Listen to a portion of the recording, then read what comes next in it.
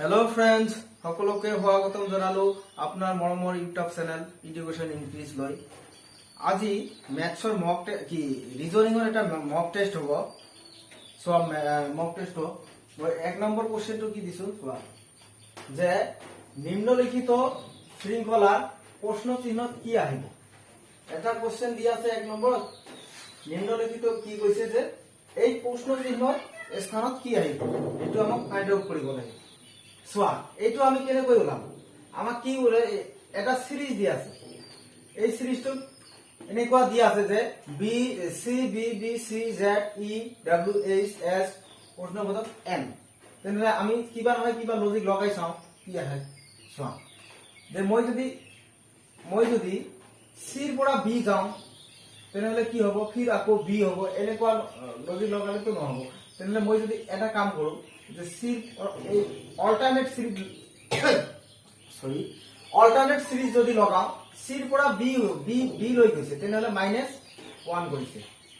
আকৌ বি ৰ পৰা জেড লৈ গৈছে তেনেহলে -2 কৰিছে বি ৰ পৰা জেড গলে কিমান হ'ব -2 হ'ব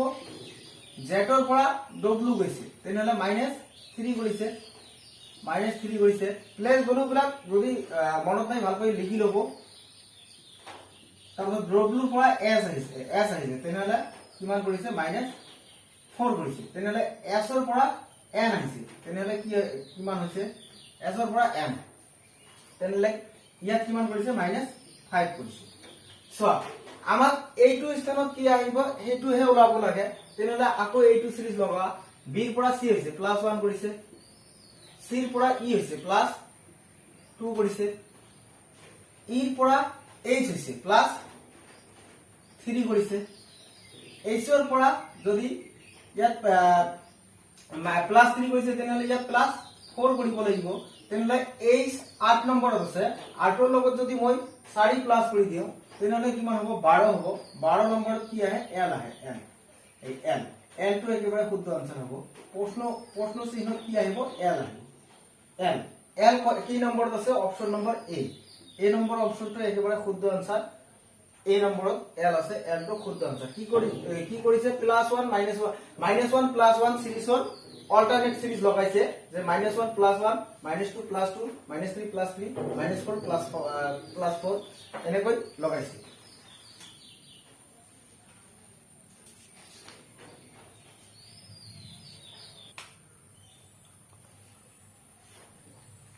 এতিয়া চোৱা 2 নম্বৰ কোশ্চেনটো চোৱা কি দি আছে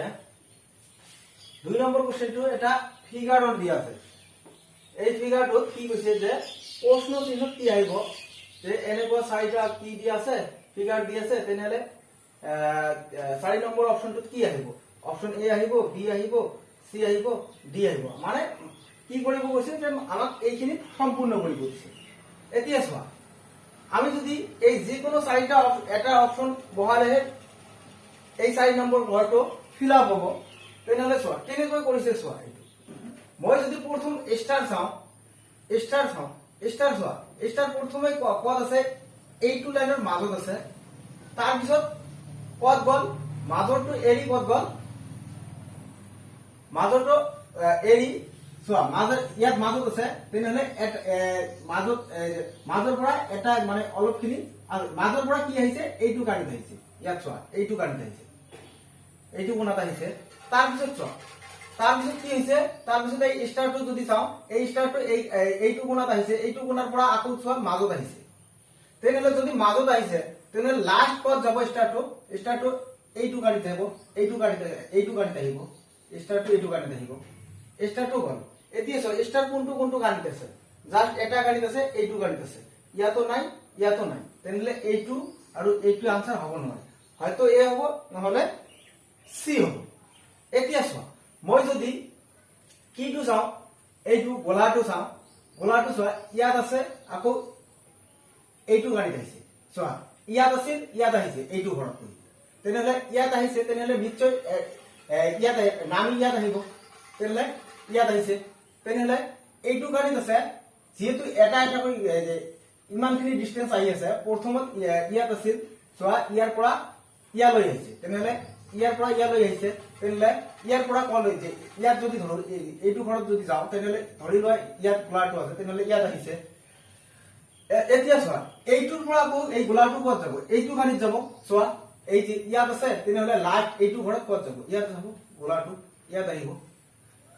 আহিব চোৱা এনেকুৱা অপচন ইয়াতো আছে এতিয়া মই যদি স্কয়াৰটো চাও স্কয়াৰটো চালে আনসাৰটো ওলাই যাব চোৱা স্কয়াৰটো প্ৰথমত ইয়াত আছিল ইয়াত আহিছে এইটো ঘৰৰ ৰাইট সাইডত আছিল তেনেহলে বাম সাইডত আহিছে এতিয়া চোৱা আকৌ কি ৰাইট সাইডত গৈছে তেনেহলে আকৌ বাম সাইডতে আহিব বাম সাইডত তো ইয়াত নাই ইয়াত ৰাইট সাইডত আছে ইয়াত আহিছে বাম সাইডত তেনেহলে অপচন নম্বৰ এটো একেবাৰে শুদ্ধ আনসাৰ হ'ব চোৱা এতিয়া চোৱা 3 নম্বৰ কোশ্চেনটো চোৱা 3 নম্বৰ কোশ্চেনটো স্টেটমেন্ট আৰু কনক্লুজনৰ পৰা আহিছে যে কথন নিষ্কাশনৰ পৰা আহিছে কি দিছে চোৱা 1 নম্বৰ কোশ্চেনটো কি দিছে মই এবাৰ ৰিড কৰি আছো যে অল টয়স আর পেন্স সকলো পুতুলা কলম হয় অল গেমস আর পেন্স সকলো খেল কলম হয়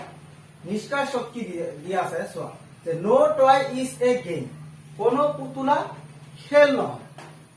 তাৰপিছত কি দিয়া আছে 2 নম্বৰত নো পেন ইজ এ গেম কোনো কলম খেল নহয় 3 নম্বৰটো কি দিয়া আছে চোৱা 3 নম্বৰটো যে সাম টয়স আৰ গেমস কিছু পুতুলা খেলা হয় খেল হয় তাৰপিছত কি দিছে আনসাৰ বিলাক দিয়া আছে অনলি কনক্লুজন 2 আৰু 1 and 2 ফলো বি নম্বৰটো দিয়া আছে অনলি কনক্লুজন 2 and 3 ফলো তাৰপিছত সি নম্বৰটো কি দিয়া আছে অল কনক্লুজন আৰ ফলো আৰ ডি নম্বৰটো দিয়া আছে আইদার কনক্লুজন 1 and 3 ফলো তেনেহলে এতিয়া আমি কোশ্চেনটো কেনেকৈ কৰিম চোৱা যে আমি যদি এইটো যে কি কৈছে যে অল টয়স আর পেন্স মই ভেন ডায়াগ্ৰামত বঢ়াই কৰি আছো চোৱা যে অল টয়স আৰ পেন্স অল টয়স ধৰি লোৱা এইখিনি টয়স পুতুলা অল টয়স আৰ পেন্স অল টয়স আৰ পেন্স এইখিনি ধৰিলো পেন ডাঙৰটো পেন যে সকলো মানে পেনৰ ভিতৰত কি আহিছে সকলো বিলাক টয়সে আহিছে তাৰ পিছত চোৱা 2 নম্বৰটো কি কৈছে চোৱা যে অল গেমস আর পেন্স যে সকলো বিলাক কি কৈছে সকলো খেল কলম হয় নহয় অল গেমস আর পেন্স সকলো বিলাক গেমসে কি হয় পেন্স হয় পেনৰ ভিতৰত কি আহিব গেম হয় এইটো হল আমাৰ ডায়াগ্ৰাম এইটো স্টেটমেন্ট হিচাপত এতিয়া কনক্লুজনত কি কৈছে যে নো টয় ইজ এ গেম যে কোনো পুতুলা খেল নহয় পুতুলা আৰু গেমস কোনো কৈছে কি কোনো পুতুলা খেল নহয় গেমস নহয় ইয়াতো দেখা গৈ আছে যে স্টেটমেন্ট হয়তো এনেকুৱা লাগিছে সঁচাইটো যে কোনো টয়সে গেমস নহয় আমি 100% কব নোৱাৰো যে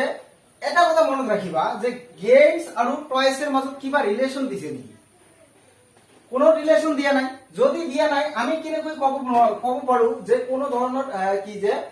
কোনো পুতুলাই খেলা নহয় বা কোনো টয়সে গেমস নহয় আমি 100% গ্যারান্টি দি কব নোৱাৰো যে এইটো নহয় তেনেহলে এইটো তুমি ভুল কৰিছা 2 নম্বৰটো চোৱা নো পেন ইজ এ গেম কোনো পেনে গেমস নহয় কোনো পেনসে যদি গেমস নহয় তেনেহলে পেনৰ ভিতৰত কেনেকৈ গেম আহিব কি কৈছে যে পেনৰ কিছু অংশ গেমস হয় কি কনক্লুজনত কৈ আছে নো পেন ইজ গেম কোনো কলম খেল নহয় তেনেহলে এইটো ভুল কৰিছে কিছু অংশ তো হয় তাৰপিছত চোৱা 3 নম্বৰ সাম টয়স আর গেম যে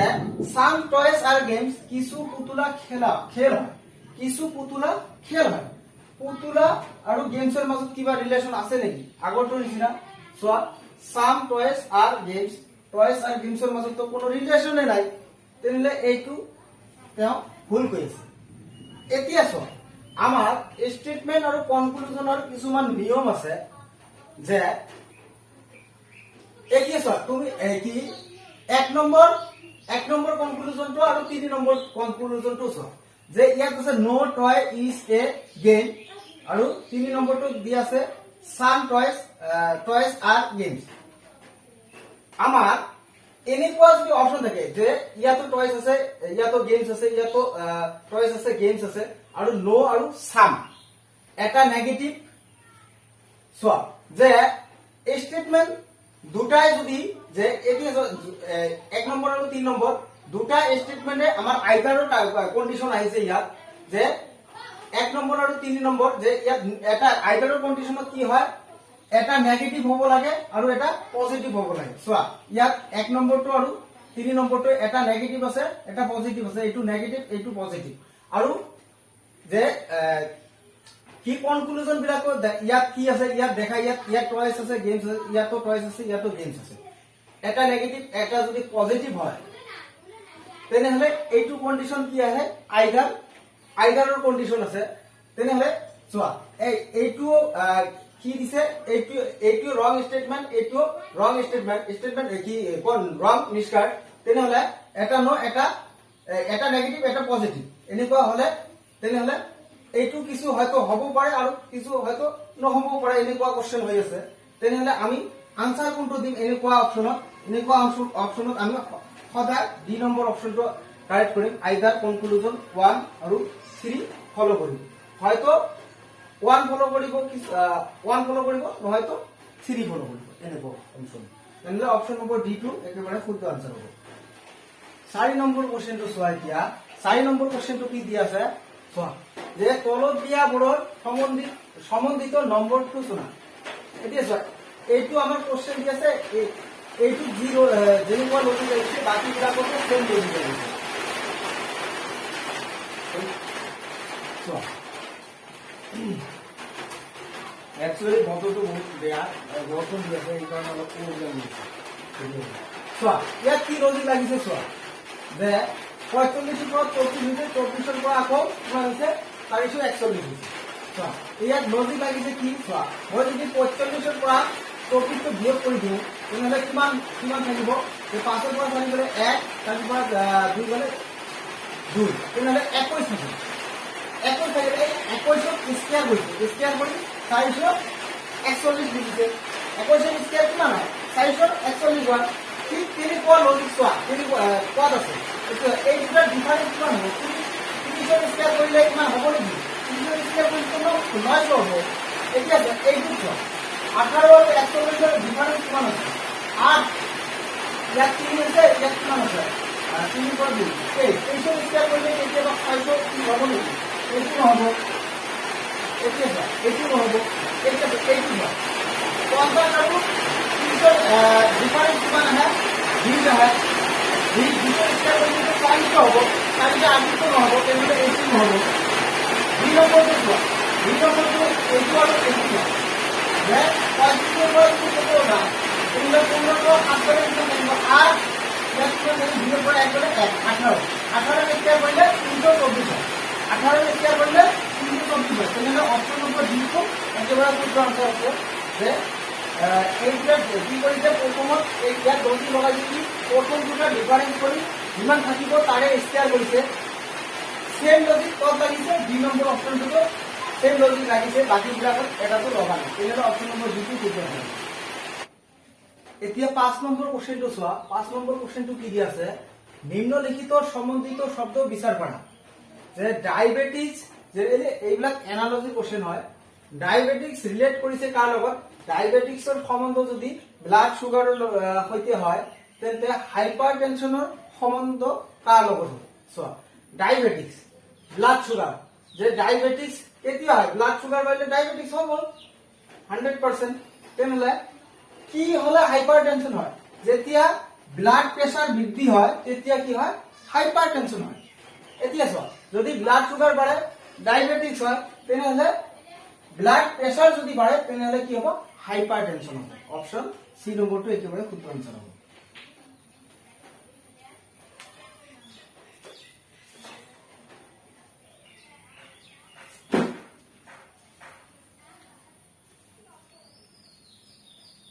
এতিয়া চোৱা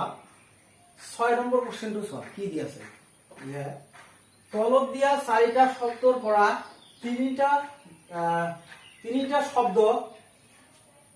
তিনিটা শব্দ যিকোনো প্ৰকাৰে সমান আৰু এটা বেলেগ তেন্তে বেলেগ শব্দটো ফাইন্ড কৰিব লাগে চোৱা কি কি দি আছে অপচনত লিটাৰ দি আছে ডিস্টেন্স দি আছে মিনিট দি আছে কিলোগ্ৰাম দি আছে চোৱা এইটো তেনেহলে বেলেগ শব্দ এই চাৰিটা অপচনৰ পৰা কোনটো বেলেগ আছে আমাক সেইটো বিচাৰ কৰিব লাগে চোৱা লিটাৰ আছে লিটাৰ চোৱা লিটাৰটো একক হয় নে নাই হয় লিটাৰটো একক হয় মিনিটটো একক হয় কিলোগ্ৰামটো একক হয় চোৱা লিটাৰ এটা একক মানে আমি তৰল পদাৰ্থবিলাক লিটাৰৰ সহায়ত জোখো মিনিট সময়ৰ একক হয় নে নহয় এইটো এটা কি হয় এককে হয় মিনিট তাৰপিছত কিলোগ্ৰামত আমি ভাৰী বস্তুবিলাক জোখো ডিস্টেন্স কিবা একক হয় নেকি ডিস্টেন্স কোনো একক নাই তেনেহলে বেলেগ কোনটো আছে বেলেগ আছে আমাৰ বি নম্বৰ অপচনটো বি নম্বৰ আমাৰ বেলেগটোহে ওলাব দিছে তেনেহলে ডিস্টেন্সটো একেবাৰে শুদ্ধ আনসাৰ হ'ব তাৰপিছত চোৱা 7 নম্বৰ কোশ্চেনটো মই তলত লিখি দিছো যেটো সৰু কোশ্চেন এইবিলাক যে নিম্নলিখিত সম্বন্ধিত শব্দ বিচাৰ কৰা ইয়াত চোৱা 11 ৰিলেট কৰিছে কাৰ লগত 11 ৰিলেট কৰিছে 265 ৰ লগত তেন্তে 20 কাৰ হৈতে ৰিলেট কৰিব চোৱা 11 ৰিলেট কৰিছে কাৰ লগত 225 ৰ লগত তেন্তে 20 কাৰ লগত ৰিলেট কৰিব চোৱাচোন কি হ'ব এইটো কেনেকৈ কৰিব পাৰো আমি চোৱা মই কি কৰো যে 11 যদি লজিক কি লাগিছে চোৱা ইয়াত যে ইয়াত অলপ কেৰা লজিক লাগিছে চোৱা 11 যদি মই স্কয়াৰ কৰো কিমান হয় 11 স্কয়াৰ কৰিলে 121 হ'ব এই 265 ৰ পৰা যদি মই 161 বাদ দিও 265 ন 121 যদি মই বাদ দিও তেনেহলে কিমান থাকে চোৱা 441 চোৱা 441 থাকে নে নাই 441 থাকে এই তেনেহলে 144 এই 144 টো কাৰ বৰ্গ হয় 12 ৰ বৰ্গ হয় 12 ৰ বৰ্গ কৰিলে কিমান হ'ব 144 হ'ব তাৰ মানে কি কৰিছে যে এইটো স্কয়াৰ কৰি যেটো পোৱা এই প্ৰথমটোৰ স্কয়াৰ কৰি যেটো ৰিলেশন আছে এই প্ৰথমটোৰ লগত হেইটোৰ পৰা যদি ইয়াত স্কয়াৰ খিনি বাদ দিয়া যায় তেনেহলে যিকোনো এটা সংখ্যা স্কয়াৰ হ'ব তেনেহলে 20 টোকো আমি কেনেকুৱা কৰো যে কি কৰিম 20 ৰ স্কয়াৰ কৰিলে কিমান হ'ব 400 হ'ব হয় নহয় 400 এই 400 কোন এই অপচনৰ যিকোনো এটাৰ পৰা যদি বাদ দিও তেনেহলে আমাৰ কি আহিব যে এটা কি আহিব যে স্কয়াৰ থকা এটা সংখ্যা আহিব চোৱা মই যদি 841 ৰ পৰা বাদ দিও 841 ৰ পৰা যদি মই 400 বাদ দিও যেটো 20 ৰ স্কয়াৰটো বাদ দিব লাগে তেনেহলে কিমান হ'ব 1 4 441 তেনেহলে 441 টো কাৰ স্কয়াৰ হয় 21 ৰ স্কয়াৰ হয় 21 ৰ স্কয়াৰ হয় তেনেহলে যে আমাৰ অপচন কোনটো শুদ্ধ হ'ব বি নম্বৰ অপচনটো শুদ্ধ হ'ব বাকি বিলাক আপোনালোকে ট্ৰাই কৰি চাব বনে নেকি মইতো বহুত কৰিছো বনা নাই এইটোহে লজিক লাগিছে যাৰ কাৰণে মই এইটো কৈ দিলো আজিৰ ভিডিওটো ইয়াতে শেষ কৰিম কিয়নো বতৰটো ভাল নহয় বৰষুণ দি আছে সেই কাৰণে মই ভিডিওটো ইয়াতে শেষ কৰিবলৈ বাধ্য হলো নেক্সট ভিডিও কালি আহিব মেথছৰ এটা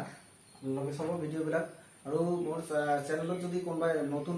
আহি আছে তেনেহলে কি কৰিব চেনেলটো লাইক কৰিব শেয়াৰ কৰিব আৰু চেনেলটো সাবস্ক্ৰাইব কৰিব সাবস্ক্ৰাইব কৰি বেল আইকনটো অন কৰিলে মোৰ লগত সকলো সময় আপোনালোকে জুৰি থাকিব পাৰিব আৰু মই নেক্সট যেটো মক টেষ্ট আহিব আৰু ভাল কোশ্চেন লৈ আহিম এক্সামৰ কাৰণে বহুত উপকৃত হ'ব থ্যাংক ইউ